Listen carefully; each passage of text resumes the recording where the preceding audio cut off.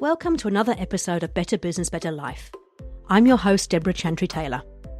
I'm passionate about helping entrepreneurs and their leadership teams get what they want out of business and life. On the show, I invite successful business owners and expert speakers to share their successes. They are open and honest about the highs and lows of business and also life as a business owner. We want to share those learnings with you to inspire you, but also to help you avoid some of the common mistakes. My hope is that you take something from each of these short episodes that you can put into action to help you get what you want, not only out of your business, but also your life.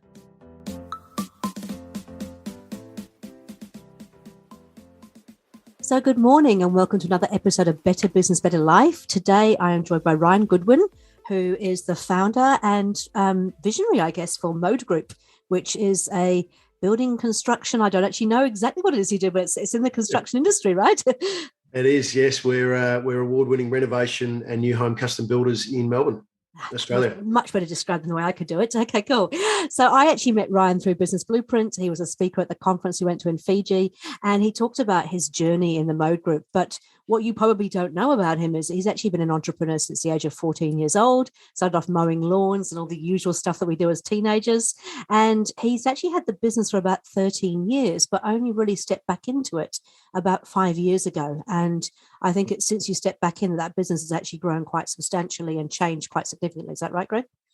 Yeah, absolutely. Yes. Ryan, sorry. That's okay. That's okay. Yeah, we've been lucky enough to now see a team of about 33 people and turning over about 8.3 million per annum. Yeah, awesome. Okay. Ryan, I'd love you to share a little bit of your story with the listeners just so they can get a sense of, where you've come from, where you've got to, and then perhaps a professional and a personal best as well.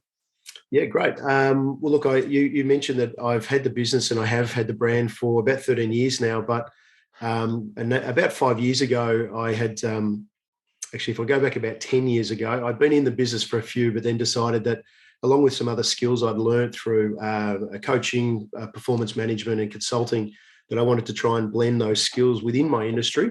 And I decided to take on some larger senior national roles. So I was financially reporting on large companies as director of a couple of home improvement brands and spent about 5 to 6 years, I guess, doing my second apprenticeship and really learned under some great mentors and got to understand what it was like to be responsible for very large business. We had some 300 to 400 staff members in one of them, financially reporting, growing teams, and understanding the operational value of the skill set, the commercial experience that most business owners don't learn. We learn by accident and through experience. And so learning with other businesses under some great mentors really kind of was amazing for me. But at about 5 years ago is when I realised I left the role of a state level director and sitting on the board of a national brand that I was a young dad and starting not to see my at that stage, my first daughter, who's now 7, but just not seeing her for a few days at a time, decided I wanted to be a father and not be absent like some can. So at about 5 years ago, I decided to step back into my little brand, my little business. It was just ticking over in the background with a couple of things, really not much happening. And one of the lessons today is really in sharing is about doing what you're passionate about, doing what you love. And so it was always something I was good at and enjoyed, helping people find solutions and delivering value to those homeowners in my space, and my skill set takes me there. So I was able to make that decision, step back into my business about 5 years ago. And I call it a bit of a reset because although we've been around for a very long time, we really were drawing a line in the sand and saying, okay, if I'm going back into this, what does it look like and what does it need to be? And I guess from that stage, I'd already had some commercial experience and lessons and read a ton of books and listened to some great speakers. And I knew that I wanted to try and design the business that would serve myself and my lifestyle. I won't say it's all perfect and done well, but the decision was to leave a really high-paying, high responsibility role to step back into something I had no guarantee that it was going to work out. But the most important driving factor for me was about creating something that was right for my family. And what drove me was that passion and confidence to know that if I kept turning up, then things would be okay. I touched wood a few times, but here we are 5 years later. We're a multi-award-winning builder in the renovation and new custom home space in Melbourne. We have a fantastic showroom and interior designers on staff and a team of some 25 guys on the ground full-time and 10 or more people in our office. And a really proud moment now to say that we've got a really great family knit unit and business that slowly starting to operate without me. And there's been some successes there Really great to see the recognition for our team, but most importantly, working with great, smart people who are passionate, as I am, to serve our community, to serve our market. And today sees us doing nearly close to about 100 projects a year, both small, medium, and large, and we've got a great mix of that. After 5 years, we're now kind of at that point where we're turning over multi-millions, and the role has changed for me and things have changed, but what's important underlying all this is I'm still passionate about turning up every day and love what I do. Doing what you love with people you love, hey? Fabulous. So what would you say, because you obviously went into this in order to get some of that family life back. Has that happened?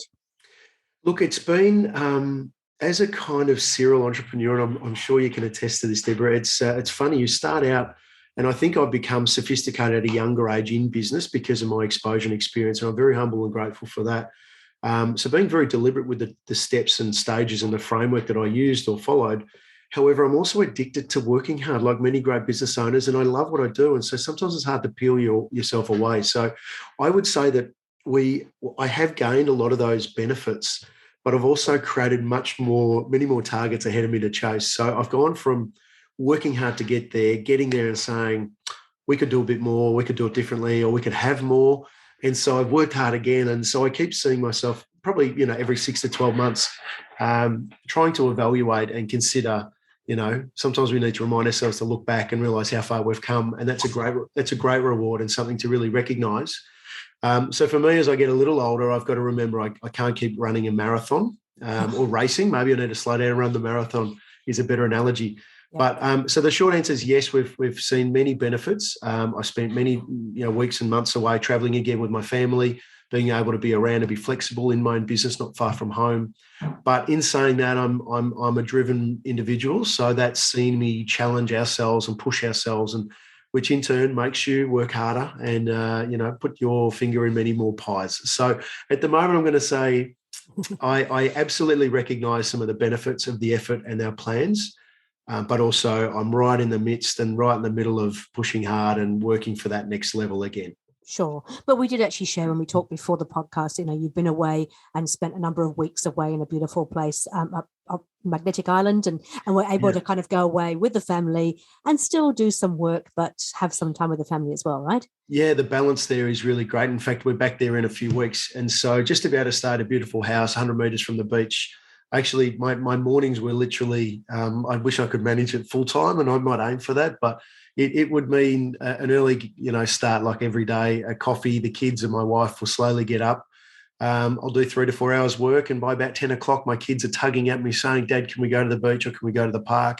I close the laptop and off I go. From time to time, I'll open it again, a couple of Zoom meetings a week. But aside from that, while I'm there, it seems to work. And I think it's a good lesson for individuals. We need to put that first, I think, and make it work, not just hope for it because it won't come.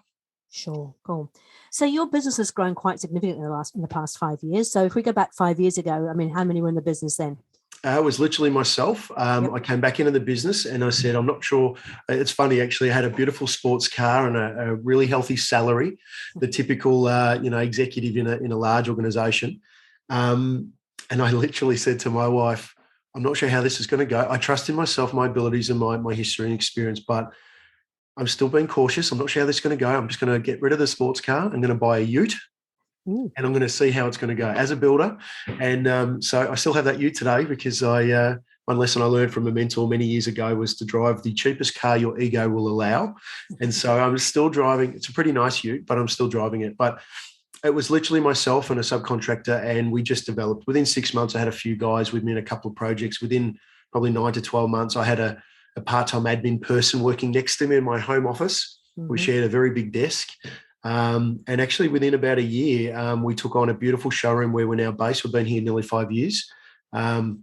We house about 15 staff in here and a showroom, and we outgrow it. We've already outgrown it once or twice. So, it was kind of at the time, I guess, a metaphor of taking the plunge or taking a leap of faith, but trusting in myself, I guess, and here we are. Yeah. So tell us a little bit about some of the highs and the lows on that journey. Well, it's been a really interesting kind of few years. I think the first few years at least, and look, we've seen massive growth year on year for 5 years running. In fact, probably broken some records, I would think. Not by accident, not trying to take all the fame. It was more just, I think, me understanding our market and what our consumers want to see. They want to see trust. They want to see a brand. They want to know that their money can be in good hands. They want to know that their journey through a building project is with the right people, character. The authority marketing, kind of put us at the right position. So the growth, I'd have to say, is one of our biggest successes, and it's been year on year, huge growth percentages. The challenges, some would be with the success of growth, bring the challenges of things like managing people, hiring, recruiting, managing more people. So I'm a great designer, I'm a great builder, I'm good with my hands, but I spend more of my time managing people's problems now, as I'm sure many of your listeners will probably agree that maybe at a management level or a business owner, they're probably faced with the same. You move away a little bit from the things you love, and you need to find a balance in that as well, or put people in place. But look, we've had great success through that, and I'm pleased that in my previous roles, I've had some experience doing that. And so that hasn't been a huge challenge for me, but probably our growth and success through our numbers and returns, happy clients, numbers of projects. We've won quite a few awards year on year, actually. So those are great. The last couple of years in Melbourne and in our construction industry have been really tough with COVID. So started out with being a huge success with the government incentives and grants. It in fact grew our business, again last year with a few $1 million worth of extra projects supported by government funding to our clients. And so it just we had this floodgate open up and everyone coming in and throwing money at us, and we grew our team again. And it was like, wow, we're riding this wave. This we're going to be great for the next 10 years. And this kind of last 12 months has actually been the opposite. It's been the challenge of material shortages, issues of the COVID kind of rollout. In Australia, we've had large national flooding multiple times, fires multiple times. And so what that did was actually damage things like our material plantations, timber plantations, and it took and burnt down sawmills and certain kind of production facilities. And now this year we're battled with increased material pricing, labour shortages, and the like. So without trying to sound negative, those huge highs have been really massive, and albeit I never assumed would be sustainable for a long period, it's been really great to see everything climb and get bigger for us and see some successes with our team. But yeah, at the moment, probably some of our biggest challenges have been, I guess, not being able to control the market around you, even though, a confident young guy like myself thought I was pulling all the strings and the levers out there. Yeah. Mother Nature or the universe really kind of can take that away from you at the same time. So without sounding negative, it has actually forced me to come back to the drawing board a couple of times and really look at our strategy, our framework, our accountability chart, and what we want to be, how we need to become, who we need to want to be moving forward. So I think there's positive. I'm not trying to sound negative, but there's definitely some mega challenges and major kind of stressful periods working through that in the last year, especially. Sure. But I think what I'm hearing you say is that because you've got the framework, because you know that you have to go back to the sort of the accountability chart, the strategy, see what you're doing, you actually focus on the things that you can control or change, not the things that you can't. Yeah, basically it, and that's said perfectly. And that's probably a point I'll raise throughout today's chat with you, Deborah. It's really has been, I would probably say forced, although I'm not going to say that I'm a victim in that situation. I'm usually I am very strategic, and I've always got a plan A, B, and a C, depending on where things go. And also when you have that dream of how your lifestyle might look, sometimes it's not the model you're operating under, but you need to work towards it. So I've always got a plan B and a C. And I don't want to say forced, but it has absolutely brought forward, I should say, maybe that way of thinking more. And I think, I've had, I think to be in some way successful, you need to have a healthy ego, right? All business owners need to have the guts to turn up every day, to do the hard work, the dirty work. And mine has been quite healthy for a number of years, but I must admit, many years ago, I realized that it was no longer about that. It wasn't about the numbers and the income and all those sorts of things, which many of your established listeners would also share. But effectively, I've had to rethink, how many people do I need on? How many team do I have to hire and fire and train? And how many clients do I need? Because not all clients want to be a good client. Not all projects run smoothly. How much risk do I want to take on? And if it comes back to lifestyle, how do you get there? And is that just by doing more? And often it's not. Yeah. Interesting. So tell me, what is your role now in the business, would you say? So I am the sole director, Mm-hmm. effectively CEO of the business. I am the leader in the company. I still play a little bit of a role across different divisions or departments. So I am still seeing some clients and managing a sales flow, inquiry to sales flow. Albeit I used to do it all 100%, and people would only call us looking for Ryan and walk into our showroom asking for Ryan, and everyone was referred to Ryan, which was, amazingly flattering, until you realize there's no way in hell you can service everyone. And if we're to grow, it has to be not just myself. So I still do see a few. I see some tricky jobs or things that need maybe my authority to be involved in the relationship. But otherwise, I have a couple other team members that do that. Look, I spend more time these days managing, leading, and coaching my team, managing our meetings, our workflow, kind of setting priorities in our business, being the strategic leader in the business as well, overseeing our marketing team and our sales and operational team, and a little bit of the problem solving for our construction team as well when needed. But absolutely have tried to train and develop and empower the people, those managers per division, so that they can do more of their work. But I'm active across the board, but it's much more strategic and much more limited. I protect my time a bit better these days, and also really do trust in the people I have around me. So empowering them to do their work and to take responsibility has helped a lot. Mm. And how, we talked about doing the things that you love within the business and making sure you're passionate about what you're doing. How do you ensure that you stay within that sweet spot? We call it the unique ability or your God-given talent. What do you do to make sure that you are, in fact, not just you, but all of your team are actually working in that beautiful zone that will get the most value for you? Yeah, look, it's a really good question. I thought you were going to ask where is my sweet spot, and I think anyone could share that. But I think your question's even better. How do you ensure that you are staying in that sweet spot? Because I don't think everyone would be able to answer that or understand the strategy. It's a very good question. Look, I think not being too far away from everything that's going on. We have quite an open office, and I hear and know everything that's kind of happening. And I'm absolutely not a micromanager, and I say that proudly to my team. But I'm really not too far away from a problem if there is one. I care enough for my people to understand where their strengths and weaknesses are, so that developing them. It's also a passion of mine. I've become a performance coach and NLP practitioner, a few other consultancy type training and lessons I've learned over the years. So I think for me, language and management, leadership, those sorts of things are a little more natural. So I think that's also an enjoyable part of what I do, is be able to step in and help and reward and champion and empower other people. So that's one thing that I think I do well, and I manage that by just kind of keeping my finger on the pulse in the office and with the energy levels of individuals and teams. I am probably still remain in a little bit of that reserve sales area. So I guess without saying I'm the face of the business anymore, our brand really stands for itself, but a lot of the marketing material and collateral we do is still with me, so that people think they're close enough to me. But I think it's strategic because they're seeing my videos. I get often people in our showroom I've never met, and I say hi as I walk through. I say, "Oh, hi, Ryan, I watched all your videos." And it's really, I'm very humbled, and it's really cute. But also kind of means the strategy is working, where I can be in the right position, albeit a recording or some information that we've built for someone. So I think really it's about managing my time, managing my diary and exposure, making sure I'm available enough to the teams and the leaders that need it, which I hope will give me just enough time to make sure I'm still staying and sitting in those positions which I love, which is dealing with some clients, dealing at strategy level. I'm a commercial thinker, so I really enjoy business. It's not all hard and ugly for me. I'm a great technician, but I've also enjoyed the journey and learning.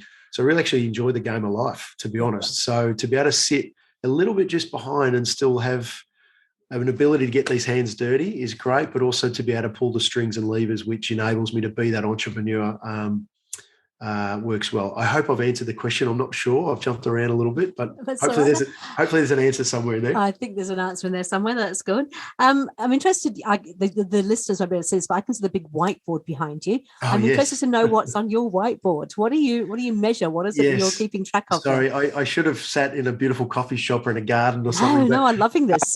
These are it's a really visual tool, and I've actually had them in many of the businesses I've run, typically mainly just for myself. This isn't for anyone else, but I do feel my team come in and they all list and look and So effectively, from one side of the board, I've got one project manager's projects.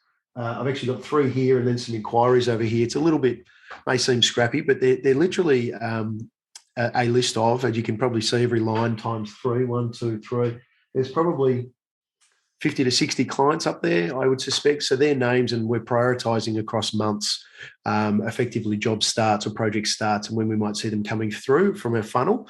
And that then helps me visually understand our priorities and how I communicate to my internal team, my operational team, my interior designers, etc., and how we prioritise the workflow on a weekly basis. So it is a bit primitive. I get that. And I love it. But for me personally, and what you might like, Deborah, is they're all magnets. So I can just drag and drop and move a few around, and it, in a heartbeat, in a 5-minute conversation, we can start shifting those priorities. And then it does, it is really just for me, but I do know the power of a visual tool in the office where someone can walk in and just say, oh, that one's been moved around, I'll go and work on something else. But that's the basis of where I then can communicate outward to my team within the business. So what kind of meetings do you run in your business? Always a level 10, Deborah. That's the right answer. No, we have our leadership meeting once a week. And then what I've really loved seeing, and we've been implementing EOS for, I'd say 9 months, maybe not quite 12 months, but something like that. And have been now seeing, and I really love it, to actually sit in on one of my department meetings. It could be operations for our workflow and designers and internal staff. It could be construction, etc. But now the leadership team or those department managers are also running our level 10 meeting. Same template, same ethos, same times. And it's interesting. I do see some of the water getting a little muddied as the lower you go down in our staffing hierarchy, but it's great to see that the education's there around why we're doing this and why it's important and why the framework is there. And even just seeing that same language, and I'm sure you get to see this all the time, but just the same language start to be said and spoken, and to have people walking out of those meetings holding up notepad talking about their rocks. I can tell you a year ago, no one understood what a rock was in that format. And so that for me has been really good. But so we effectively employ those level 10 meetings through divisions. I let my managers or leadership team have their own meetings. Otherwise, for me, it's really checking in with my sales and marketing team, individuals, and, trying to be strategic. But again, I'm not a micromanager. So there's plenty of meetings in my week, that's for sure, probably too many. But a lot of it now is oversight. A lot of it's strategy. A lot of it's quick decisions. A lot of it's, okay, I trust you understand what I mean. You'll go off and do it. Or you make a start and show me next week. Often I'm very regular saying progress over perfection. So I'm very big on helping people get and build momentum. And often momentum builds traction itself. And that's more important than slowing down and aiming for perfection. And it's a trap we can all kind of fall into, I think, particularly when we're driven and motivated as we are. We're looking for it to be perfect. I've had to let go of that. I think I was quite guilty. Well, I think we'd all be quite guilty of that for many years, but even probably recently, probably up to a couple of years ago, and I was so aware or self-aware that how many things were hinged off my ability to be available, or my timing, or my next meeting. And I could just see things slowing down around me because it was all on my desk waiting for Ryan's okay, or waiting for... and so quite deliberately for a period, I just said, you know what, these people are here for a reason. I love them. I trust them. They're my family. They're my staff and my leaders. And so more often than not now, I just say, go and do it. And to trust again that they know what they're doing, and we can tweak things later, or if it's really critical, they'll always wait on me. But at the same time, it's really about getting out of the way of others to allow them to succeed in their own right. We talk about letting go, and it is really important. But I think once you've got the right structure and you've got the accountability chart and know what people are accountable for, it just makes it a wee bit easier as well to actually go, okay, it does. We'll let you get on with that. Interesting. Just talking about level 10 meetings. I mean, a lot of people kind of go, how can you possibly have the same agenda for a leadership team meeting as you can for a department meeting or even a sub-department meeting? And I'm always fascinated because I go, just give it a try, see how it goes. And they go, actually, it works. And then they start using IDSing in their family meetings as well, which is always kind of fun. But I haven't taken it home yet, Deborah. I'm not sure how that'll go. at the dinner table. But there's we'll a see. really great EOS family planning tool, but I won't give you that just yet.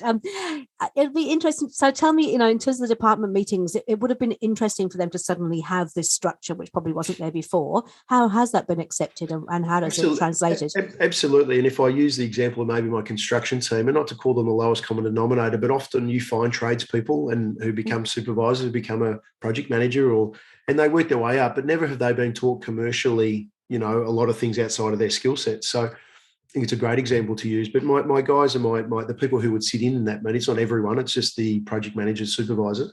Yep. I think the first thing, to go back a step, having a leadership team that took the time to read traction or listen to videos or content and slowly understand, ask questions, to give them the respect and time to develop things together and kind of not embed it, because I don't think we're perfect even now, but to allow it to be unpacked or slowly embedded into a leadership team.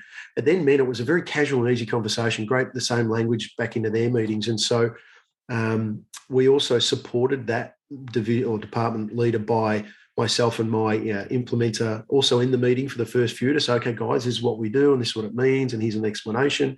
And so we kind of took it lightly, I guess, a couple of meetings and unpacked it with them and then helped them set some rocks. And then, the next couple of weeks realised that their to-do list had to be done and there were consequences if they weren't. And so, not force it down their throat, but really just help maintain structure around what that looked like and what the benefits were. And to be honest, within a few weeks, it wasn't really even a confusing process. It wasn't challenged. It was just, that's what we did. And I think the little things like the guys giving the meeting a rating at the end of it, they all got a buzz and a kick out of it. And there was always a joke, because if someone joke wasn't funny enough, then the rating went down. Or there was a little bit of context that actually helped also be a part of, and a little laugh and a giggle that also got to kind of be a part of that meeting and the framework that we were trying to implement. So, look, it's been, to answer your point, they've been taken on really good. What's been interesting for us, and now we're kind of, say 90, not 90 days, but about 90 days, probably more. 9 months, I should say, into it with ours, but then maybe 90 days into theirs. Is seeing what happens after a 30-day rock or a 90-day goal is actually achieved. And often for us, we're still in a creating phase. So we're creating better systems, we're creating better processes, we're creating tools, or working on mini projects that are going to better what we do and how we deliver service. And so it's nice to achieve that. And what I've learned through watching others, I've been really grateful to see my department managers pick up on this. It's okay, guys, we've got that 90-day goal ticked off, but what's the next one? And they're setting these same rocks or similar for the next 90 days, but they've kind of said, hang on a moment, we've just created this cool tool and a process last 90 days. Well, what do we do now? So part of our next 90-day rocks will also be in more of the implementation, or it might be more of a review process, or we're going to roll it out and then check on it. And then by the end of this 90 days, we're going to have that created, documented, tested, reviewed, feedback, and maybe rejigged or created. So what I appreciate with that is it isn't just the meeting and having them think about goals and more so about the business and departments, but it's actually changing how they think about, okay, cool, well, that was a benefit for us to think about, talk about, and document, but now what? How do we actually roll it out? How do we see the value in it? How do we pick up the efficiency or get the, saving of time or money, whatever it may be, which was the whole intent and purpose of doing it in the first place. So it's changing their thinking, isn't it? They're becoming more strategic in terms of their thinking. And we're seeing it's like stage one was thinking about what a rock and can we make the deadline? Pretty basic. Can we get across the line? Can we cram? But stage or level two or stage two of the reward here for all of us is the thinking of, okay, well, we've got that done, but now how is it implemented and how can it benefit us, and how can we enforce our teams to make sure they use it, or how do we communicate better around it? So, and I think it's a perpetual thing, Deborah, to be honest. At some point, some of those gifts will keep giving for many months and many years in the future. So, yeah, pretty great. Lovely. Cool. Hey, what's been the biggest challenge that you've had, do you think, in your business in the last 5 years? Apart from jib shortages. Have you got jib shortages over there as well? Have we got? Yeah, we do. Oh, we've got all. We've you know, but we've got a bit of everything. It depends which month it is. I'll give you a different answer. Look, to be honest, without making it the easy one, but I've been in construction construction for about 25 years, and in some way of management or leadership roles for some 20 years, and I just haven't seen a challenging time in our space like the last 18 months. And that's due to external factors in regards to post-COVID and the world and supply and materials, labour shortages.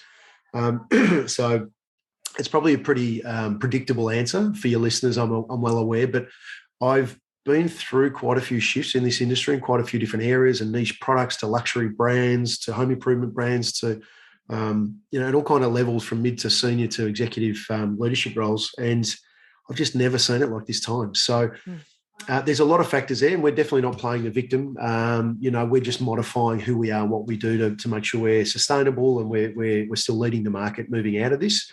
But it's been really unpredictable, and that's probably perhaps like most of entrepreneurs you may know, we're control freaks in our own right, business owners. We like to be in control. And this has been one time or chapter that there has just been little to no opportunity to control the things around us, which has been really challenging. But aside from that, Deborah, because I think that's the easy answer everyone might predict for me to answer, I would say possibly the growth and the things that have come through growth. And of course, I was chasing growth for a number of years. But growth brings with it growing pains. So growing pains being you need to hire, you need to fire, you need to manage differently, you need to recruit. And then it's about, geez, we need the systems. How come they're not doing the way I do it? I hate that, It's about then saying, well, hang on, what do you mean we need another CRM or a bigger software package or a more this and more that? So they're absolute benefits and rewards out of acknowledging that the business has grown to those levels, but it does change your focus, especially as a business owner as well. And so the challenges there were about keeping up. And probably for about 3 years, I've complained to anyone that would listen about the challenge of the business needing to keep up now. And that's keeping up with itself. You know, we all of a sudden had a brand that we haven't advertised in over 5 years, and we are always booked out for 9 months in advance. We are just perpetually always doing more work. We're multi-award winning. We do all of these great things, and the phone keeps ringing, and we struggle to keep up, and we need more people. And it's this, the snowball has kept rolling, even without me pushing it.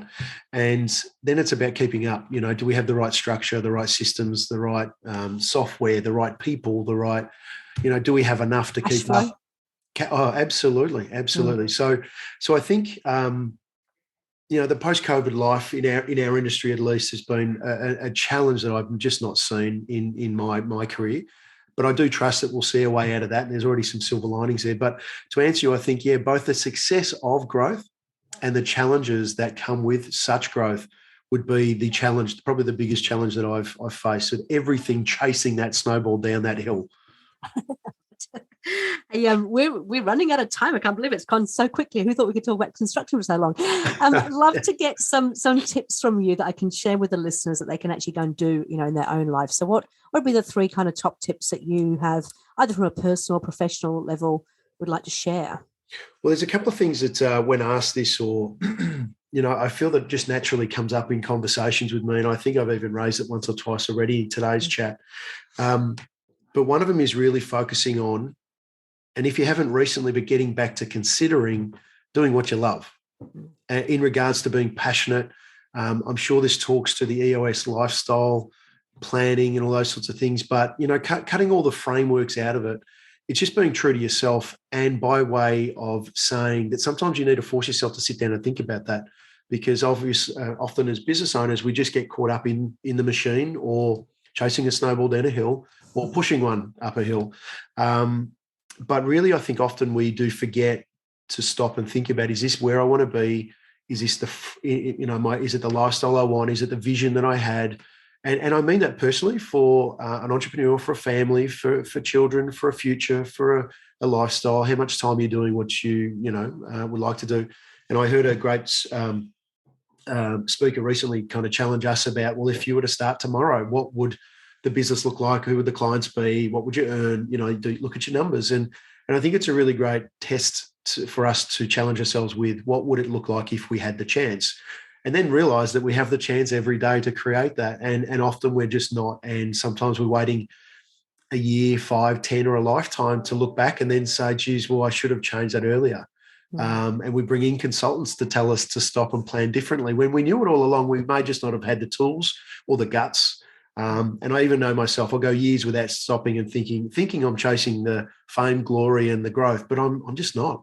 That was taken care of many years ago. So my one bit of feedback would be to consider doing what you love, consider what your passion is, and what does your lifestyle need to look like, and start planning towards that.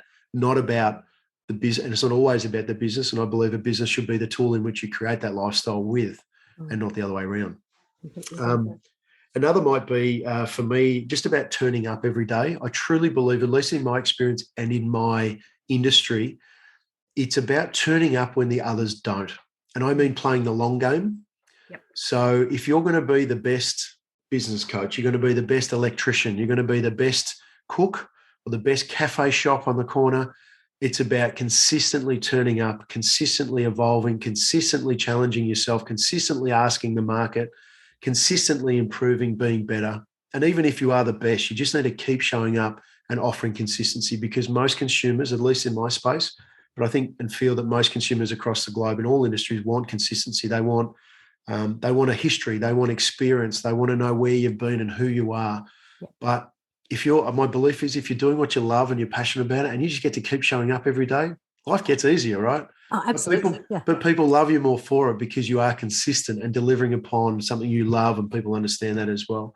So I think keep turning up and choosing who you are when you do turn up every day is really important. Yep.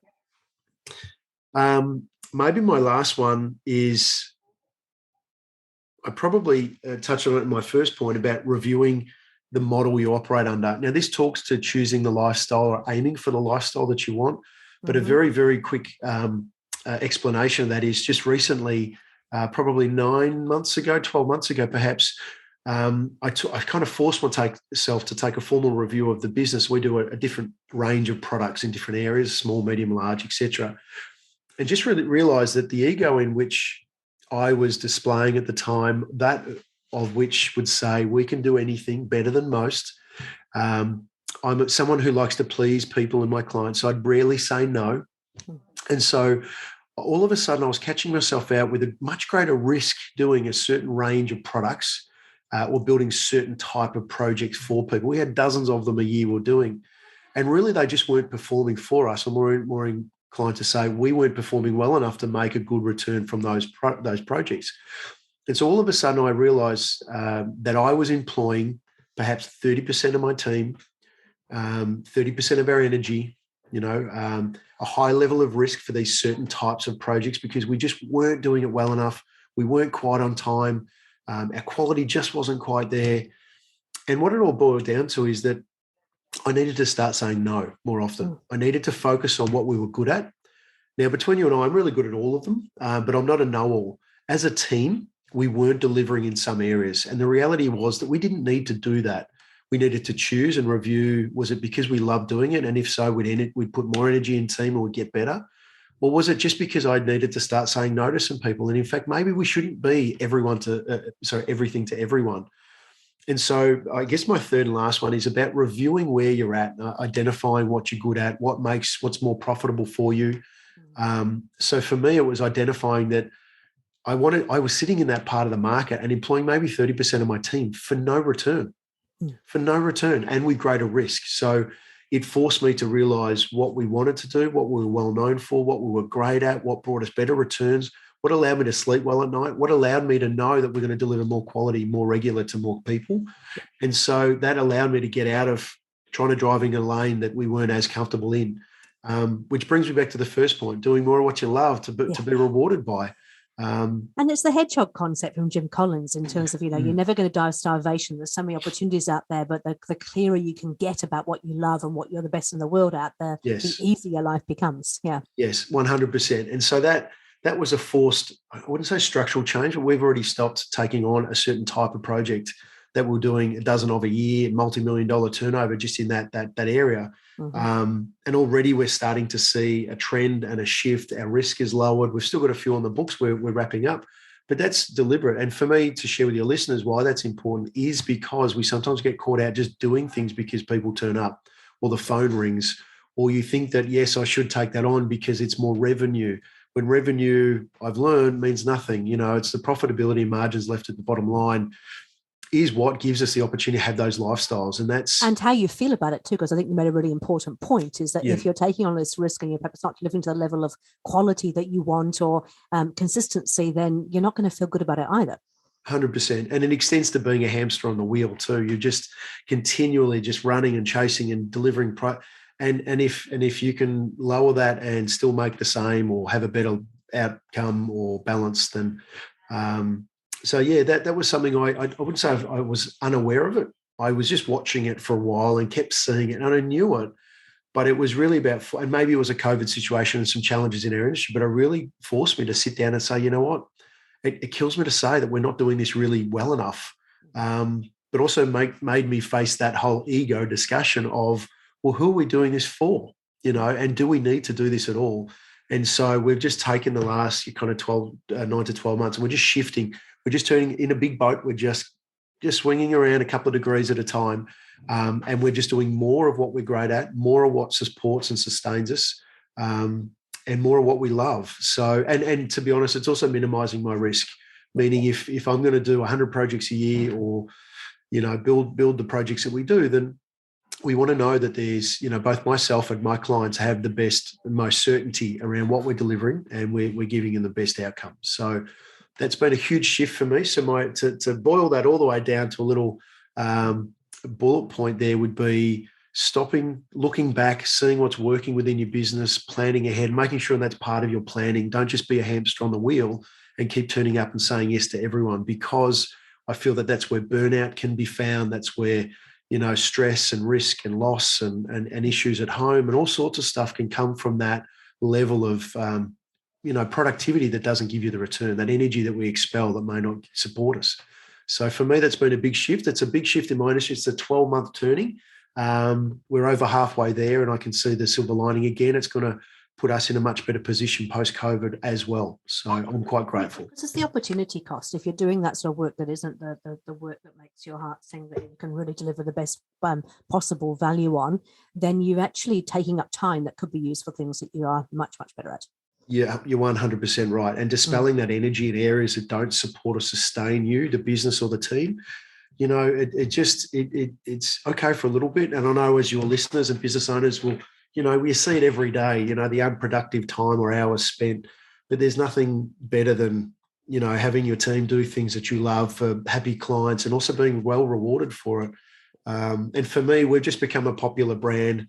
I wouldn't call it an overnight success. We've worked very hard, but we literally can't keep up with the inquiry anymore. We don't advertise, which is all great. And so it's kind of forced me also to be selective. We cannot anymore even contemplate supporting everyone and working with everyone. So it's really, forced me to consider, especially through a challenging time in the industry, what we're good at and where we should be heading. Yep, fantastic. Hey, look, congratulations on where you've got to. It is just phenomenal to see. I look forward to seeing the growth over the next few years as well, and seeing you spend time with your family and do the things that you get to love outside of work. Thank you for sharing with us today. It's been really, really helpful to hear your perspective on things. And I look forward to catching up with you in person when we get together in Sydney. Yes, looking forward to it. Thanks so much for having me on, Deborah. Really quite honoured to be offered the opportunity, and love what you do. And hopefully today has been okay for your listeners. But thanks again for having me. Now, but one last thing before we go. If people want to get in contact with you, how would they get in contact with you? Yeah, great. So Mode, MODE group.com.au. We're based in Melbourne. We do a bit of work around the place, but that's probably the best place to find me. See some of my videos, some information about our beautiful work and our great team. And if you're in Melbourne or need a good builder or some advice in Australia or anywhere, love to help, reach out. Thank you. Thanks, Ryan. It's been really, really amazing. Really appreciate your time. Thanks for having me again. Thank you. Thanks again for joining us on Better Business, Better Life with me, your host, Deborah Chantry-Taylor. If you enjoyed what you heard, then please subscribe to this podcast and let us help you to get what you want out of business and life. Each week we release a new short episode which will give a success story and 3 takeouts to put into action immediately. These will help you take your business from good to great. The podcast is also supported by free resources, templates and useful tools, which you can find at deborahchantrytaylor.com. I am a trained entrepreneurial leadership and business coach, a professional EOS implementer, and an established business owner myself. I work with established businesses to help them get what they want. Feel free to contact me if you'd like to have a chat about how I might be able to help you, or if you'd like to join me as a guest on this podcast. Thanks again to NZ Audio Editors for producing this podcast. See you on the next episode.